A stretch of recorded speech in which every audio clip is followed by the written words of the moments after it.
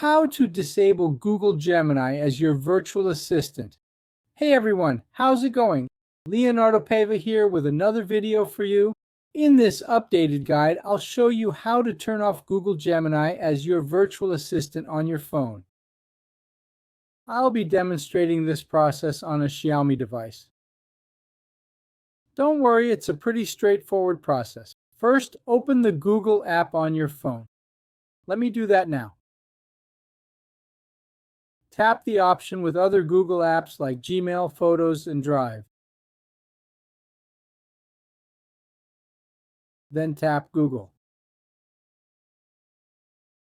Next, tap your profile picture or initials at the top of the screen. Scroll down and tap Settings. In Settings, find and tap on the Gemini option.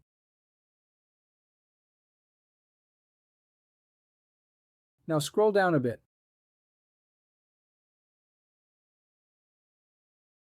Look for Google Assistant features under Gemini and tap it. Here you'll see a toggle switch. Turn it off. That's it. You've now disabled Gemini. If you want a different assistant like ChatGPT, go back and tap Google Digital Assistants.